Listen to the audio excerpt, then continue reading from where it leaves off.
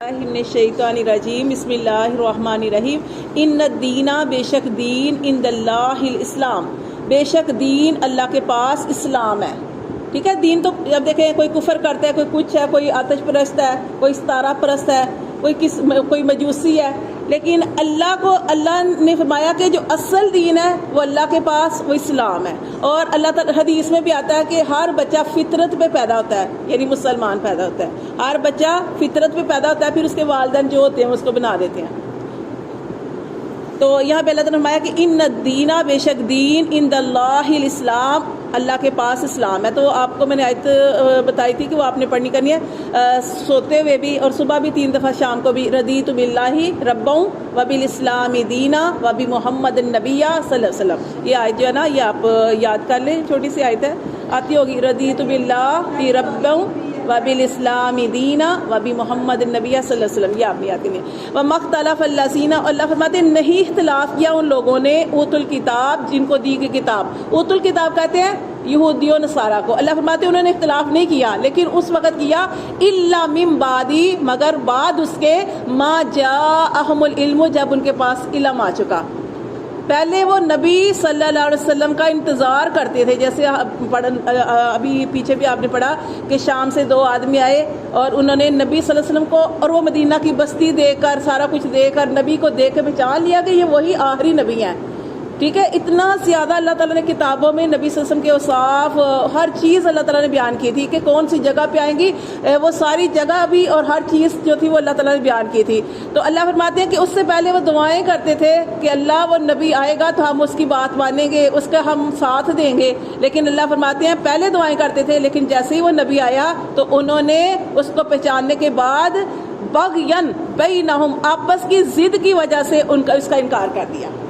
ٹھیک ہے نا، کیونکہ وہ کہتے تھے کہ نبی، اللہ تعالیٰ نے بنی اسرائیل سے نبوت چھین لی تھی نا، اللہ تعالیٰ نے آپ صلی اللہ علیہ وسلم کو بنی اسرائیل میں سے نہیں بھیجا بلکہ بنی اسماعیل میں سے بھیجا، اس وجہ سے انہوں نے ضد کی وجہ سے آپ صلی اللہ علیہ وسلم کا انکار کیا۔ ورنہ ہم قرآن مجید میں پڑھ چکے سورۃ بقرہ میں کہ نبی صلی اللہ علیہ وسلم کو ایسے پہچانتے تھے جیسے کہ اپنے بیٹوں کو انسان پہچان لیتا ہے۔ اللہ فرماتے ہیں وَمَن یکفر بآیات اللہ، اور جو کوئی انکار کرے اللہ کی آیات کا، فإن اللہ، تو بے شک اللہ سریع الحساب، اللہ جلد حساب لینے والا ہے۔ فَإِنْ حَاجُّوكَ، اگر وہ آپ صلی اللہ علیہ وسلم سے جھگڑیں، فَقُلْ، تو آپ صلی اللہ علیہ وسلم کہہ دیجئے اسلمت،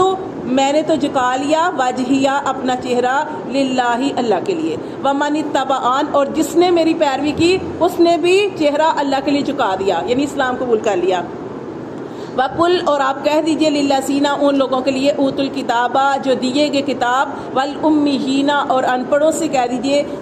اسلمتم، کہ کیا تم اسلام قبول کرتے ہو، کیا تم اپنے سر کو جھکاتے ہو اس دین کے لیے۔ فَإِنْ أَسْلَمُوا، پس اگر وہ جھکا دیں، فَقَدِ اهْتَدَوْا، تو پھر وہ راہ پائیں گے۔ وَإِنْ تَوَلَّوْا، اور اگر وہ منہ پھیریں، فَإِنَّمَا، تو بے شک عَلَيْكَ الْبَلَاغُ، آپ صلی اللہ علیہ وسلم کے اوپر صرف پہنچا دینا ہے، آپ صلی اللہ علیہ وسلم کا کام صرف دعوت و تبلیغ کرنا ہے اچھے طریقے سے۔ اگر وہ آپ کی بات نہیں مانتے تو آپ نے پریشان نہیں ہونا۔ اللہ فرماتے ہیں آپ سے نہیں پوچھا جائے گا کہ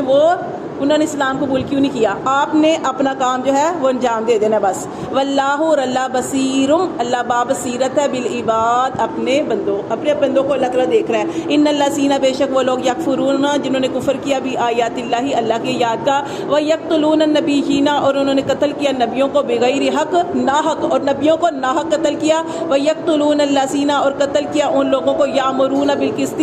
جو انصاف کا حکم دیتے تھے، من الناس، لوگوں میں سے، فبشر، تو خوشخبری سنا دو ان کو، بعذاب علیم، دردناک عذاب کی۔ اولئک الذین، یہی وہ لوگ ہیں، حبطت، کے ضائع ہو گئے، اعمالہم، ان کے مال، فی دنیا میں، والآخرۃ، اور آخرت میں، وما لہم، اور نہیں ان کے لیے، من ناصرین، کوئی بھی مددگار۔